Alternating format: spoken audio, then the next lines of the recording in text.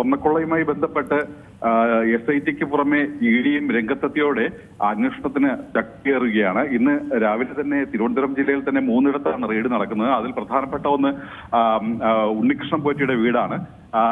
കാര്യറ്റ് പുളിമാത്തുള്ള വീട്ടിൽ രാവിലെ തന്നെ ED സംഘം ഉദ്യോഗസ്ഥർ എത്തിയിരുന്നു. എന്നാൽ വീട് പൂട്ടിയ നിലയിലായിരുന്നു. അവിടെ സാധാരണ അമ്മ മാത്രമാണ് ഉണ്ടാകുന്നത്. ഉദ്യോഗസ്ഥർ അവിടെ നോക്കുമ്പോൾ വീട് പൂട്ടിയ നിലയിലായതിനാൽ അമ്മ ബന്ധുവീട്ടിലേക്ക്, അതായത് സഹോദരിയുടെ വീട്ടിലേക്ക് മാറി താമസിക്കുകയാണെന്ന് അറിഞ്ഞു. പിന്നീട് ഉദ്യോഗസ്ഥ സംഘം വെഞ്ഞാറമൂട് വണ്ടിയകട്ടയ്ക്കാലിലുള്ള ഉണ്ണികൃഷ്ണൻ പോറ്റിയുടെ സഹോദരിയുടെ വീട്ടിലെത്തി. അവിടെ ചെന്ന് അമ്മയും കൂട്ടി തിരിച്ച് വീണ്ടും കാര്യറ്റുള്ള പുളിമാത്ത് ഉണ്ണികൃഷ്ണൻ പോറ്റിയുടെ വീട്ടിലേക്ക് പോയിട്ടുണ്ട്.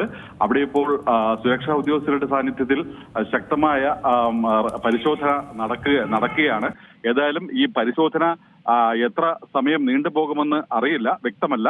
ഏതായാലും പഴുതടച്ചുള്ള പരിശോധനയാണ് ഇപ്പോൾ ഉണ്ണികൃഷ്ണൻ പോറ്റിയുടെ വീട്ടിൽ നടക്കുന്നത്. അമ്മയും കൂട്ടി ED ഉദ്യോഗസ്ഥർ വെഞ്ഞാറമൂട്ടിൽ നിന്ന് കാര്യറ്റുള്ള പുളിമാത്ത് വീട്ടിലേക്ക് എത്തിയിട്ടുണ്ട്.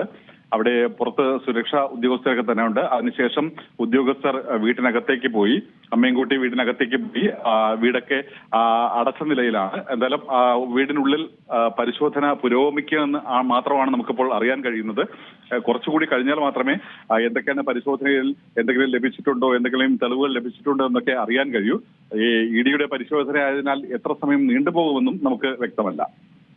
ഏറ്റവും പുതിയ വാർത്തകളും വിശേഷങ്ങളും വിരൽത്തുമ്പിലറിയാൻ സീ മലയാളം ന്യൂസ് എല്ലാ ഡിജിറ്റൽ പ്ലാറ്റ്ഫോമുകളിലും ലഭ്യം.